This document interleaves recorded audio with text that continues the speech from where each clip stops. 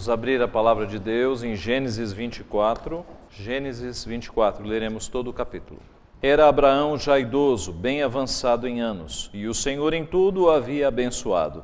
Disse Abraão ao seu mais antigo servo da casa, que governava tudo o que possuía: põe a mão por baixo da minha coxa, para que eu te faça jurar pelo Senhor, Deus do céu e da terra, que não tomarás esposa para meu filho das filhas dos cananeus entre os quais habito, mas irás à minha parentela, e daí tomarás esposa para Isaque, meu filho. Disse-lhe o servo: talvez não queira a mulher seguir-me para esta terra. Nesse caso, levarei teu filho à terra de onde saíste? Respondeu-lhe Abraão: cautela, não faças voltar para lá meu filho.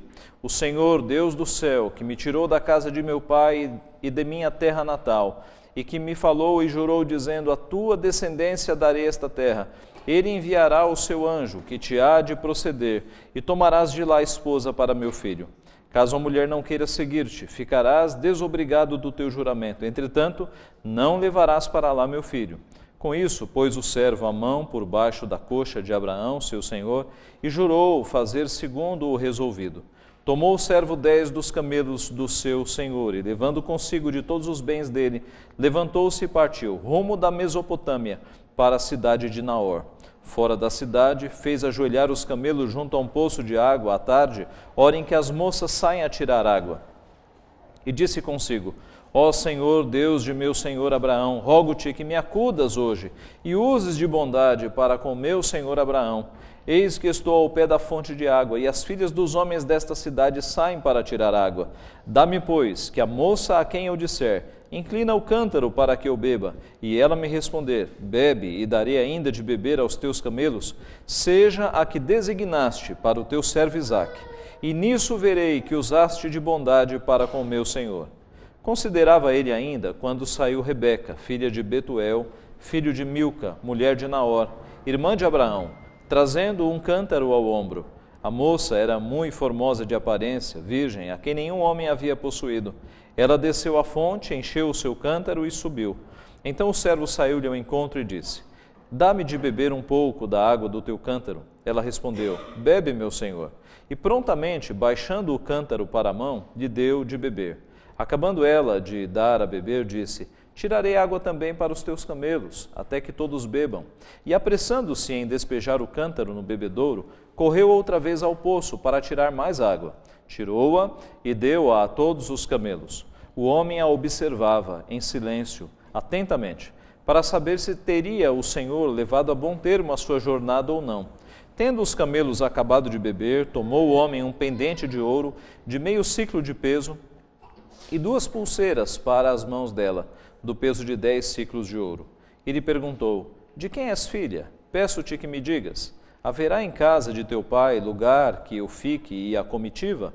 Ela respondeu: sou filha de Betuel, filho de Milca, o qual ela deu à luz a Naor. E acrescentou: temos palha e muito pasto, e lugar para passar a noite. Então se inclinou o homem e adorou ao Senhor, e disse: bendito seja o Senhor, Deus de meu senhor Abraão, que não retirou a sua benignidade e a sua verdade de meu senhor. Quanto a mim, estando no caminho, o Senhor me guiou à casa dos parentes de meu senhor. E a moça correu e contou aos da casa de sua mãe todas estas coisas. Ora, Rebeca tinha um irmão chamado Labão.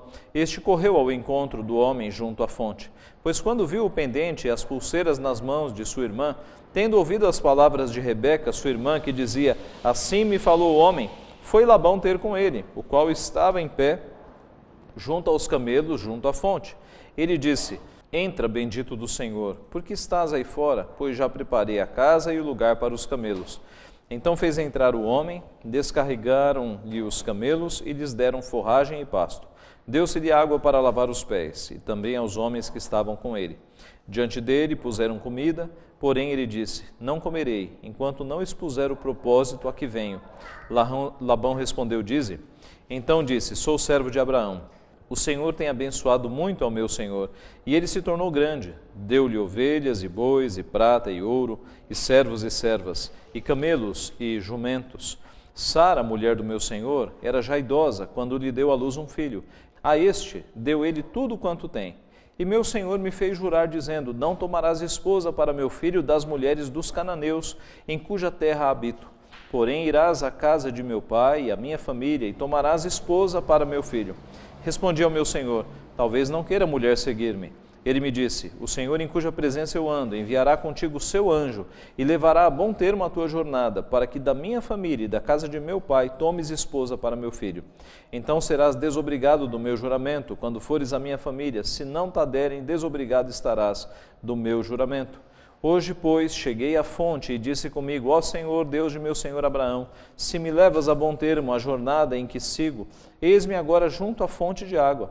A moça que sair para tirar água, a quem eu disser: dá-me um pouco de água do teu cântaro, e ela me responder: bebe, e também tirarei água para os teus camelos, seja essa a mulher que o Senhor designou para o filho de meu senhor. Considerava ainda eu assim, no meu íntimo, quando saiu Rebeca, trazendo o seu cântaro ao ombro, desceu à fonte e tirou água. E eu lhe disse: peço-te que me dês de beber. Ela se apressou e, baixando o cântaro do ombro, disse: bebe, e também darei de beber aos teus camelos. Bebi, e ela deu de beber aos camelos. Daí lhe perguntei: de quem és filha? Ela respondeu: filha de Betuel, filho de Naor e Milca. Então lhe pus o pendente no nariz e as pulseiras nas mãos. E prostrando-me, adorei ao Senhor e bendisse ao Senhor, Deus de meu senhor Abraão, que me havia conduzido por um caminho direito, a fim de tomar para o filho de meu senhor uma filha do seu parente. Agora, pois, se haveis de usar de benevolência e de verdade para com meu senhor, fazei-mo saber, se não, declarai-mo, para que eu vá ou para a direita ou para a esquerda. Assim responderam Labão e Betuel: isto procede do Senhor, nada temos a dizer fora da sua verdade. Eis Rebeca na tua presença, toma e vai-te, seja ela a mulher do filho de teu senhor, segundo a palavra do Senhor.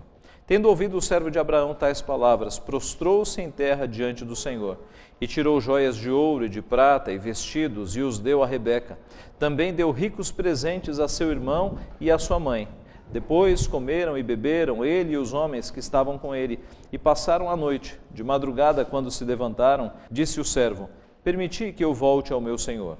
Mas o irmão e a mãe da moça disseram: fique ela ainda conosco alguns dias, pelo menos 10, e depois irá. Ele, porém, lhes disse: não me detenhais, pois o Senhor me tem levado a bom termo na jornada. Permiti que eu volte ao meu senhor. Disseram: chamemos a moça e ouçamo-la pessoalmente. Chamaram, pois, a Rebeca e lhe perguntaram: queres ir com este homem? Ela respondeu: irei. Então despediram a Rebeca, sua irmã e a sua ama, e ao seu servo de Abraão e a seus homens. Abençoaram a Rebeca e lhe disseram: és nossa irmã, sê tua mãe de milhares, e que a tua descendência possua a porta dos seus inimigos. Então se levantou Rebeca com suas moças e, montando os camelos, seguiram o homem. O servo tomou a Rebeca e partiu. Ora, Isaque vinha de caminho de Beer-Lai-Roi, porque habitava na terra do Neguebe. Saíra Isaque a meditar no campo, ao cair da tarde.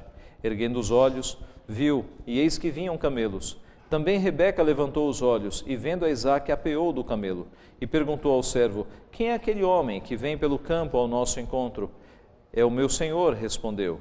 Então tomou ela o véu e se cobriu. O servo contou a Isaque todas as coisas que havia feito. Isaque conduziu-a até a tenda de Sara, mãe dele, e tomou a Rebeca, e esta lhe foi por mulher. Ele a amou.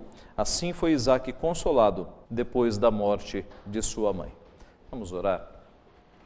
Pai Santo, te louvamos pelo registro precioso que o Senhor nos dá na Tua Palavra, dos Teus grandes e poderosos feitos na história do Teu povo, Pai. Te louvamos porque o Senhor conduziu o Teu povo pelos caminhos que Te agradavam, o Senhor cuidou do Teu povo, o Senhor o preservou, e nós Te louvamos, Pai, porque nós temos este registro, e não apenas o registro, temos o testemunho disto na nossa vida. Te louvamos porque és Deus bondoso, amoroso. Te louvamos por Tua providência, pelo Teu cuidado para com os Teus filhos. Te louvamos por Tua palavra que nos alimenta e agora que ela está aberta diante dos nossos olhos, pedimos mais uma vez que o Senhor tenha misericórdia de nós, fale ao nosso coração, instrua a nossa vida, console o nosso coração, a fim de que, advertidos, admoestados e ensinados por Ti, nós façamos sempre a Tua vontade. Abençoa-nos, portanto, Pai. É o que nós pedimos humildemente e em nome de Jesus. Amém. Meus irmãos, existe uma cidade nos Estados Unidos chamada Providência, em Rhode Island. E existe algo de extraordinário neste nome. Este nome revela o abismo que há entre os cristãos do passado e os cristãos do presente. Quem, nesta época, daria o nome de uma cidade de Providência? Quem? Isso mostra o quanto a doutrina da providência, que era tão cara aos nossos pais espirituais, simplesmente nos nossos dias caiu no esquecimento. O que é afinal providência? O breve catecismo, na pergunta de número 11, responde: as obras da providência de Deus são a sua maneira muito sábia, santa e poderosa de preservar e governar todas as suas criaturas e todas as ações delas. E a história que nós temos diante de nós hoje é um belíssimo exemplo da providência de Deus, preservando o seu povo, dirigindo o seu povo, cuidando do seu povo. Nós vemos a providência de Deus na vida do seu povo, em primeiro lugar, na sua preservação. A história começa, meus irmãos, dizendo que Abraão era muito idoso. O texto não fala quantos anos Abraão tinha, mas fazendo as contas, com 2 versículos nós chegamos a este número. O texto de Gênesis 21:5 diz que Abraão tinha 100 anos quando Isaque nasceu. E o texto de Gênesis 25:20 diz que era Isaque de 40 anos quando tomou por esposa a Rebeca, filha de Betuel. Logo, quando o texto se inicia aqui, Abraão tem 140 anos de idade. Ele era bastante idoso. Era idoso e era viúvo, porque no capítulo 23 nós temos o registro de que Sara havia falecido. Então nós temos agora Abraão, idoso, viúvo e bastante preocupado com a promessa que Deus havia feito para ele. Deus havia dito para Abraão que da sua descendência, que a sua descendência seria maior do que a areia que está na praia do mar e mais numerosa do que as estrelas que estão no céu. Mas eis, meus irmãos, que Isaque, o seu filho, está com 40 anos. Naquela época, as pessoas se casavam com 13, 14, 15, no máximo até 20 anos de idade. Era uma época em que as pessoas se casavam muito cedo. Mas eis que Isaque, pelos desígnios misteriosos de Deus, está com 40 anos e ainda não se casou. E Abraão está velho, está idoso, Sara já partiu e ele não está vendo a concretização da promessa. Deus prometeu que ele teria uma descendência numerosa, mas o seu filho não está casado, o seu filho não tem filhos. Abraão está bastante preocupado. E nós podemos ver que a vida do servo de Deus nunca foi fácil, meus irmãos. Isaque veio na velhice de Abraão. E ali por volta de entre 10 e 15 anos, Deus pede para que Abraão pegue o seu único filho e o ofereça em sacrifício. E Abraão não compreende muito bem o que estava acontecendo, mas diz o escritor dos Hebreus que ele tinha fé, que Deus era poderoso para recobrá-lo dentre os mortos. Abraão ia de fato mesmo assassinar o garoto como sacrifício, obedecendo a ordem de Deus, porque ele tinha fé que Deus era poderoso para ressuscitar o garoto. E Abraão tinha esse tipo de fé numa época em que não havia nenhum registro de ressurreição. Talvez para nós fosse mais fácil, porque nós temos tantos registros de que Deus ressuscitou pessoas. Na época de Abraão não havia nenhum, mas a fé de Abraão apontava: ele pode ressuscitar o meu menino. Ele prometeu que me dará uma descendência grandiosa. Eis que os anos se passam, possivelmente tenham se passado aí 25 anos, Isaque está com 40 anos e a promessa não se concretiza. Meus irmãos, nós vemos então Abraão chamando o seu servo de maior confiança, talvez Eliezer, não temos certeza, mas ele dá ao seu servo esta missão: meu servo, você vá até a terra dos meus pais e lá você consiga uma filha para Isaque. Abraão temia muito que o casamento do seu filho fosse ali na terra dos cananeus, porque Abraão sabia que essa geração de cananeus não era confiável. Era a mesma geração que havia produzido Sodoma e Gomorra. Cananeus eram descendentes de Cã, aquele de Canaã, que era neto de Noé, filho de Cã, aquele que desmoralizou o seu pai por causa de uma embriaguez. Então Abraão sabia do perigo que era constituir ali família dentro dos cananeus, e aí ele deu uma ordem explícita: vá até a terra dos meus pais e lá consiga uma esposa para o meu filho, e o anjo do Senhor vai contigo. Abraão tinha muita fé de que esse era o desígnio de Deus. E o servo disse: mas e se nenhuma jovem quiser casar, se nenhuma jovem quiser vir, eu posso levar Isaque? Ele disse: não, não leve de jeito nenhum. Porque Abraão temia também que Isaque, indo para uma terra a qual Deus não havia mandado, ele estaria quebrando todo o plano que Deus tinha. E assim, meus irmãos, esse servo mais velho, de total confiança de Abraão, ele segue o seu caminho. E a providência de Deus age. E nós conhecemos o final da história. O final da história é que, de fato, Deus providenciou Rebeca. Deus providenciou uma esposa para Isaque. E com essa providência, nós temos agora a continuação da linhagem do povo de Deus. Porque é do ventre de Rebeca que nascerá Esaú e Jacó, que são os descendentes que darão prosseguimento no pacto do Senhor. Meus irmãos, a providência, então, neste primeiro momento, se manifesta na preservação, na continuação do povo de Deus. Se Deus não houvesse suprido uma Rebeca para Isaque, o plano de Deus haveria cessado. A continuação da descendência de Abraão estaria estancada, mas Deus cuida do seu povo. Deus age pela sua providência na preservação do seu povo. E nós temos visto isso até agora. Nós vimos isso em Sete, quando Caim matou Abel, Deus providenciou Sete para que a descendência abençoada seguisse. Nós vimos isso na preservação da vida de Noé e de sua família. Nós vimos isso na descendência de Sem, de onde veio Abraão. Nós vimos isso na vida de Ló e agora nós vemos esta preservação na vida de Isaque. Nos exemplos nós vimos, meus irmãos, que quando há um problema para a continuação do povo de Deus, e este problema se chama corrupção, Deus separa um justo. Quando o problema é esterilidade, Deus faz com que a mulher seja fértil. E agora, quando o problema é a falta de uma esposa para dar sequência, Deus faz com que a esposa apareça. Meus irmãos, Satanás teve sempre interesse em parar o povo de Deus, em parar a descendência do povo de Deus, porque havia a promessa que da cabeça de que o filho da mulher esmagaria a cabeça da serpente.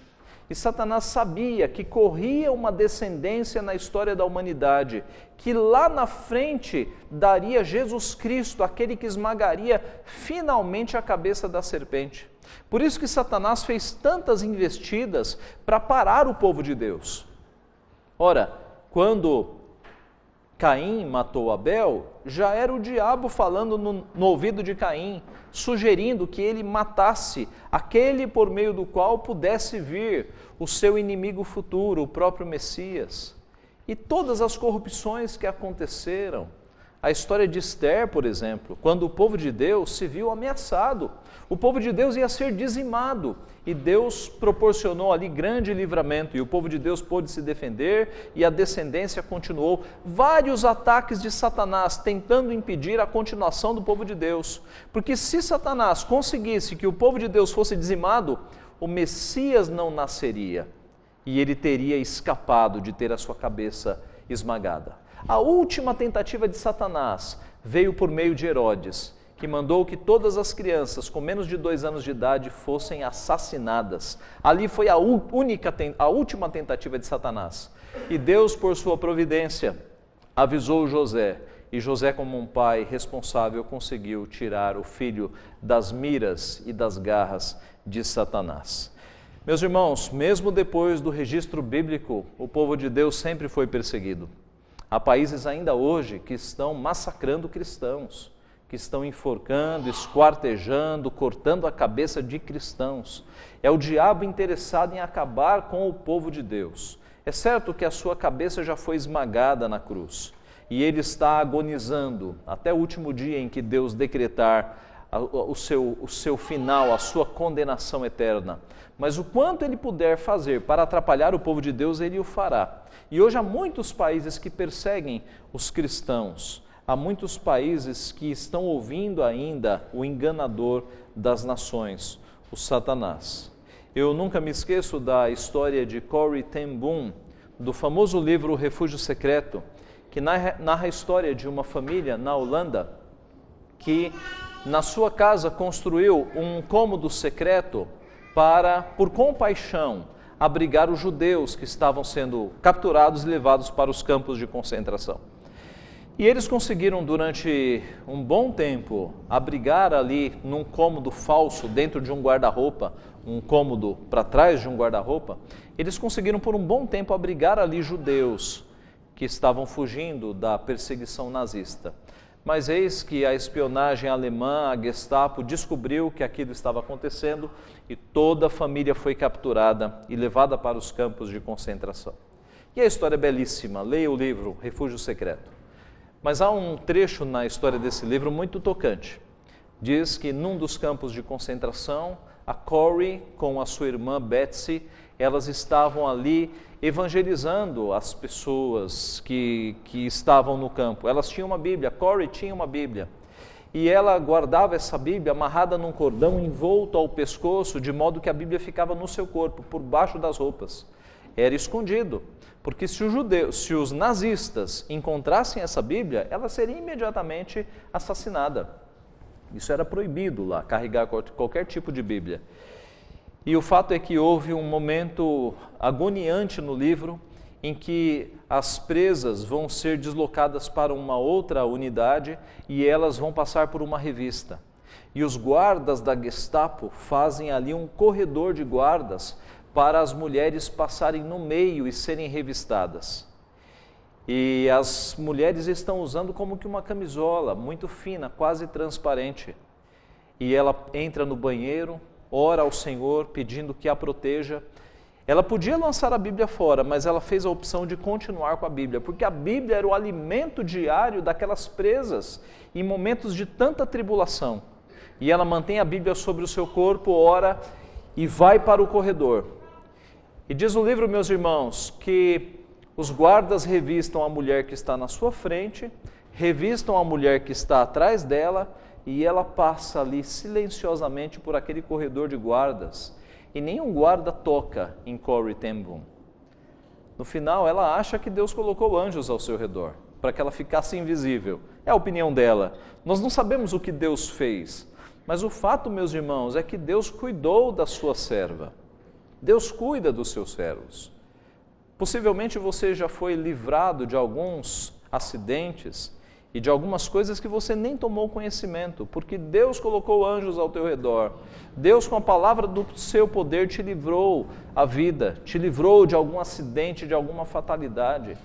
Meus irmãos, a providência de Deus está sobre nós, cuidando de nós, e por vezes nos livra de coisas que nós nem sabemos.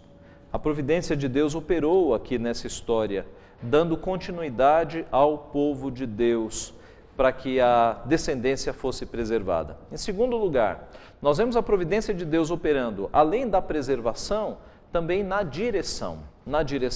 A partir do verso 10, nós temos o servo então sendo enviado, do verso 10 ao verso 51. E esse servo tem um desafio imenso. Qual é a mulher que ele vai escolher para Isaque? Que tipo de orientação ele teria para escolher esta mulher? Ele não tinha elementos, ele não tinha indicações, recomendações de moças, ele só tinha a ordem do seu Senhor: você vai até a terra dos meus pais e escolhe uma esposa para Isaque. Meus irmãos, quando este homem se viu aflito, o que ele fez? Ele orou, ele pediu direção a Deus e ele buscou ao Senhor, pedindo que, Senhor, a mulher em que eu pedir água e ela oferecer água aos meus camelos e aos meus servos, que seja essa. E foi assim que aconteceu. Ele parou num lugar, na hora em que as moças iam buscar água, e ele ficou observando, e eis que aparece Rebeca, e ele vai abordar Rebeca e pede exatamente como foi descrito. E Rebeca faz exatamente como ele havia combinado com Deus, nos mínimos detalhes.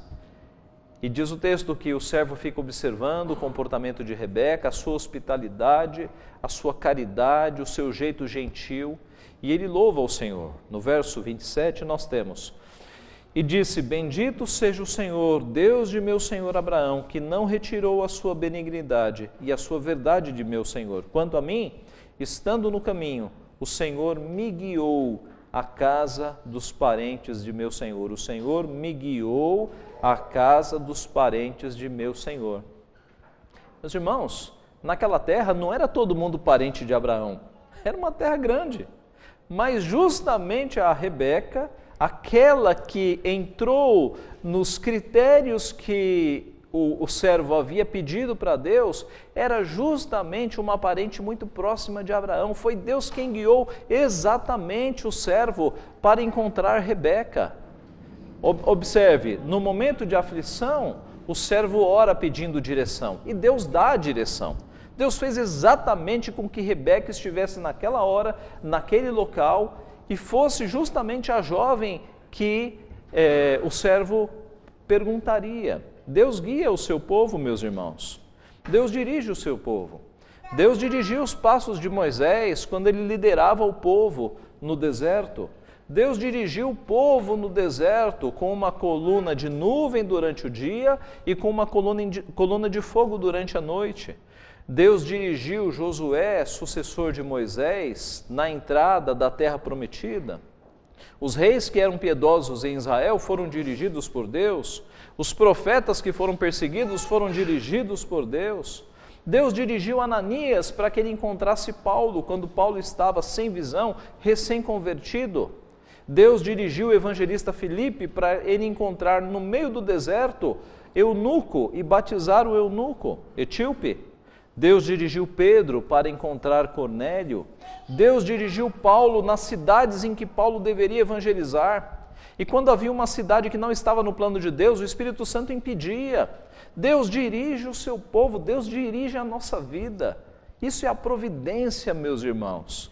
Nós não vemos, é a mão invisível de Deus que guia o nosso caminho, mas é uma mão real, é uma mão que guia a nossa vida, que conduz os seus filhos pelos caminhos que Deus quer. É a bendita providência de Deus. A palavra de Deus está cheia de recomendações e de textos que falam isso. Jeremias 10, 23, eu sei, ó Senhor, que não cabe ao homem determinar o seu caminho, nem ao que caminha ou dirigir os seus passos. Provérbios 20, 24, os passos do homem são dirigidos pelo Senhor. Como, pois, poderá o homem entender o seu caminho? Provérbios 16, 1, 2 e 9, o coração do homem pode fazer planos, mas a resposta certa dos lábios vem do Senhor. Todos os caminhos do homem são puros aos seus olhos, mas o Senhor pesa o espírito. O caminho do homem traça, o coração do homem traça o seu caminho, mas o Senhor lhe dirige os passos. Salmo 32, 8, instruir-te-ei e te ensinarei o caminho que deves seguir, e sob as minhas vistas te darei conselho. Isaías 48, 17, assim diz o Senhor, o teu Redentor, o Santo de Israel, eu sou o Senhor, o teu Deus, que te ensina o que é útil, te guia pelo caminho em que deves andar. É Deus quem dirige os nossos passos. É Deus quem dirige os nossos caminhos. Ele fez isso na história do seu povo e Ele continua fazendo hoje. Mas, pastor, como é que Deus dirige os meus caminhos? Através da palavra, é uma das direções. A própria Bíblia diz que, Salmo 119, 104 e 105, por meio dos teus preceitos consigo entendimento. Por isso detesto todo o caminho de falsidade. Lâmpada para os meus pés é a tua palavra, e luz para os meus caminhos. Quando na nossa vida está tudo confuso, quando está tudo escuro, quando nós não sabemos que decisões tomar, a palavra de Deus é lâmpada para os nossos pés, é luz para os nossos caminhos. E nós podemos fazer como o servo de Abraão, buscar ao Senhor em oração, e Deus inclina o nosso coração para a tomada de decisões. Deus nos guia pelo caminho que Ele quer que nós sigamos. A palavra de Deus e um coração obediente, um coração submisso à direção de Deus. Nós vemos então a providência de Deus, primeiro, operando na preservação do seu povo. Segundo, operando na direção do seu povo. Se num primeiro lugar, na preservação, nós temos uma grande bênção sobre a vida de Abraão, porque a descendência foi continuada. Em segundo lugar, na direção, nós temos uma bênção muito imediata na vida deste servo anônimo, porque ele estava confuso, perdido, sem saber que caminho seguir. E Deus o direcionou, e Deus colocou ele em contato exatamente com a parente de Abraão, chamada Rebeca. Em terceiro lugar e último, a providência de Deus se manifesta também no cuidado do seu povo, no cuidado do seu povo. Dos versos 52 a 67, nós vamos ter o desfecho da história. Meus irmãos, como nós vimos, Isaque já havia passado muito da hora de se casar. Ele estava com 40 anos. A sua mãe havia morrido e o seu pai já ia bem avançado em idade. Nós podemos imaginar um pouco o peso que Isaque estava carregando sobre as suas costas. A cobrança da sociedade pelo seu casamento, a cobrança do seu pai, ele muito avançado. Hoje não é muito incomum alguém se casar, não é o fim do mundo hoje alguém se casar com 40 anos, de forma alguma, mas naquela época era o fim do mundo. Os jovens se casavam com 15, 16, 17, no máximo 20 anos. E eis que Isaque está com essa pressão toda, está vendo o pai ficar velho e daqui a pouco vai falecer, a sua querida mãe já faleceu e ele está com o peso sobre as suas costas. Mas Deus cuida do seu povo e Deus cuidou de Isaque e Deus vai cuidar de Isaque. O texto fala que ele estava abalado com a morte da sua mãe. Note no versículo 67, que com Rebeca, diz o final do texto, foi Isaque consolado depois da morte da sua mãe. Isso mostra que antes de aparecer Rebeca, Isaque estava sofrendo, estava triste pela morte da sua mãe, mas Deus cuida dos seus filhos. O texto mostra no verso 63 também, que Isaque havia saído para meditar no campo. O que Isaque foi fazer no campo? O texto fala em meditar. A palavra aqui no hebraico pode ser traduzida também, há versões da Bíblia que traduzem com orar. Orar. Uma imagem bastante solitária. Isaque, com seus 40 anos, passando algumas horas no campo, meditando, possivelmente orando, pedindo para que Deus o console, para que Deus o abençoe na sua vida. Meus irmãos, Deus cuida do seu povo. Deus cuidou de Isaque. Deus fez com que Rebeca, pela sua providência, aparecesse, e o texto nos mostra que Deus fez uma sincronia no encontro entre Rebeca e Isaque, impressionante também. Quando Rebeca vinha com a comitiva e o servo e os seus camelos, eis que Isaque estava voltando do campo, e eles se entreolharam. E Rebeca disse: quem é aquele que vem? E o servo responde: é o meu senhor. É uma referência ao filho do Senhor, é o meu senhor quem vem ali. E ela cobre o rosto, porque ela sabia que ela já ia se casar. E a cerimônia de casamento não foi com o requinte dos nossos dias, mas foi que Isaque toma a Rebeca, vai para a casa dos seus pais, para a casa da sua mãe. Aqui nós temos um casamento autorizado pela família, e ali consuma-se o casamento.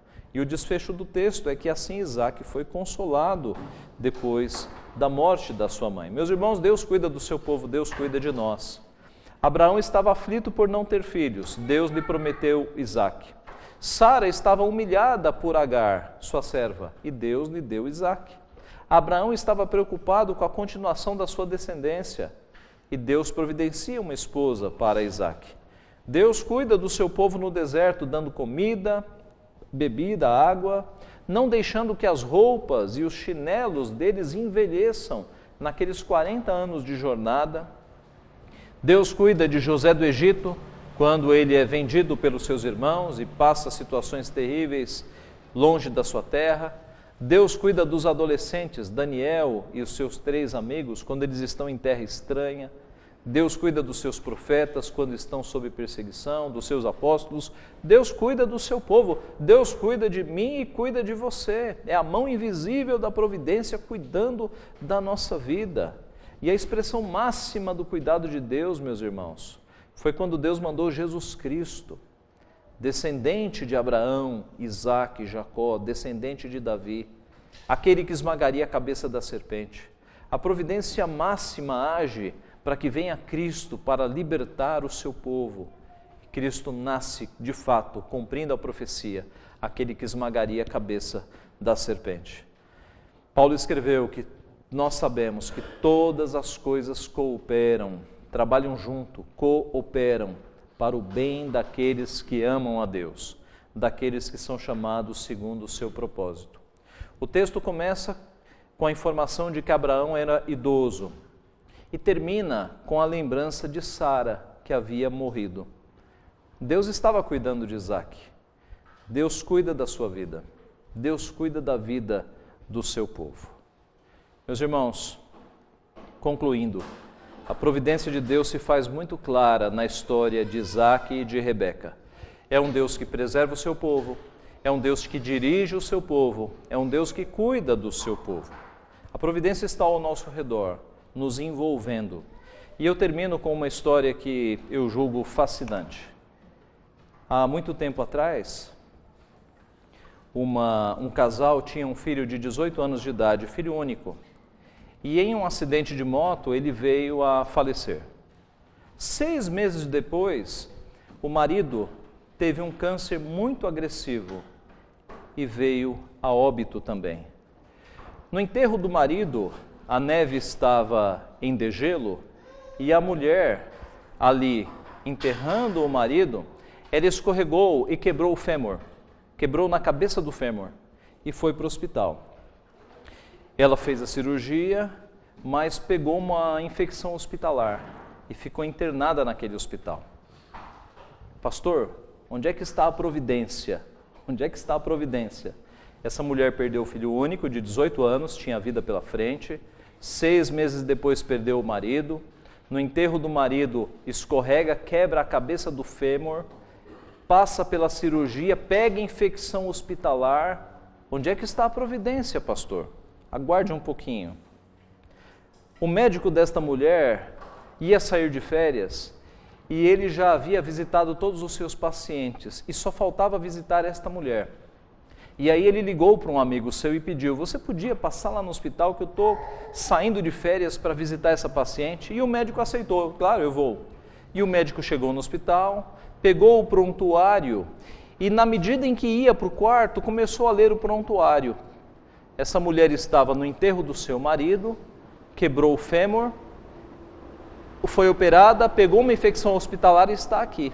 E ele foi construindo pelo relato um retrato do tipo de mulher que ele encontraria. Ele encontraria uma mulher profundamente abalada do ponto de vista emocional, talvez deprimida, talvez muito triste, chorando. E eis que quando esse médico entrou no quarto, meus irmãos, ele encontrou uma mulher sentada na cama, lendo uma Bíblia, e com um semblante sereno, sem choro, um semblante extremamente sereno. E ele ficou ali parado olhando para ela, chocado com a cena. Ela percebeu, olhou para ele, abriu um sorriso e disse: posso ajudá-lo, doutor? E o médico entrou em parafuso, meus irmãos, em perceber os acontecimentos que aquela mulher tinha passado e o estado sereno e tranquilo e de paz em que se encontrava aquela mulher. O médico a atendeu, foi para a sala de descanso dos médicos e ali encontrou uma Bíblia dos Gideões, que é costume eles espalharem por hospitais e hotéis. E ele começou a ler a Bíblia. E pela leitura da Bíblia ele se converteu. E com a conversão, meus irmãos, esse médico que se chama Harold Koenig, ele começou a escrever livros mostrando a relação do tratamento médico com a fé. E ele levantou e fez pesquisas e levantou muitos estudos. Ele tem mais de 40 livros escritos. Em uma famosa revista aqui do Brasil, que tem umas páginas amarelas que entrevistam autoridades, ele já foi entrevistado. Ele tem mais de 40 livros. E esse homem começou a explorar o benefício da fé no tratamento de pacientes e constatar como pacientes melhoram muito mais se eles têm o elemento fé. E onde é que está a providência? Dona Helenivação, que trabalha com capelania hospitalar, ela tem sido chamada para congressos para falar para médicos. O que uma capelã evangélica está falando em congressos para médicos? É porque hoje há na medicina a chamada área de cuidados paliativos, que são aqueles cuidados que são dados a pessoas que já não têm mais tratamento. Então você garante um final de vida mais digno. E o cuidados paliativos é formado geralmente pelos médicos da área, psicólogos e até capelães hoje entram nesta equipe. De modo que a dona Heleni tem sido chamada para falar em congressos para médicos. E que tipo de material ela usa? Ela usa os livros do Dr. Koenig, que é uma autoridade no assunto. E os médicos entendem esta linguagem. E médicos têm sido convertidos pelo poder de Deus aqui no Brasil. Os irmãos estão vendo a providência? Se nós pudéssemos parar o decreto de Deus e colocá-lo em câmera lenta, é lógico que o decreto de Deus é tão gigantesco e é tão imediato que Deus não tem câmera lenta. Mas se nós pudéssemos, para entendê-lo melhor, colocado em câmera lenta, nós poderíamos perceber o seguinte: Deus dizendo, eu vou converter médicos no Brasil. Eu tenho planos para essa e essa e essa e essa pessoa. Como é que eu vou fazer? Eu vou fazer com que uma capelã crente, ela possa evangelizá-los. Mas como ela vai evangelizá-los? Com que credibilidade ela vai falar com médicos? Eu vou fazer com que um médico renomado nos Estados Unidos seja convertido. Mas como um médico será convertido? Eu vou fazer com que na vida desta minha serva, ela perca o seu filho, ela perca o seu marido, ela passe por uma condição que a maioria das pessoas seriam levados à depressão. E eu vou colocar nela a minha graça e o meu consolo, de modo que ela será um testemunho brilhante daquilo que eu posso fazer com uma pessoa. E o médico ficará admirado e o médico será alcançado. Meus irmãos, eu duvido que essa mulher, quando perdeu o filho de 18 anos, ela tenha pensado o quanto ela estava dentro de um plano glorioso da providência de Deus. E muito menos quando ela perdeu o marido ou quando ela quebrou o fêmur, mas ela foi fiel ao Senhor e ela não se desesperou. E ela aceitou a providência de Deus sobre a sua vida. Ela aceitou que as páginas daquele livro, do livro da sua vida, haviam sido escritas por Deus e ela aceitou. E por isso que ela estava com um comportamento sereno e tranquilo. E por isso que ela foi um testemunho impactante na vida daquele médico. O que é que nós aprendemos? Que atos simples que acontecem na nossa vida podem fazer parte de um universo muito maior. Podem ser os fios do tapeceiro, no qual o grande tapeceiro está construindo, meus irmãos, uma paisagem maravilhosa com a nossa vida, com coisas que acontecem conosco. Ah, meus irmãos, é o Deus da providência. É o Deus que faz com que atos de todas as sortes e que tudo o que acontece na nossa vida cooperem para o bem daqueles que amam a Deus. Louvado seja o seu nome. Amém.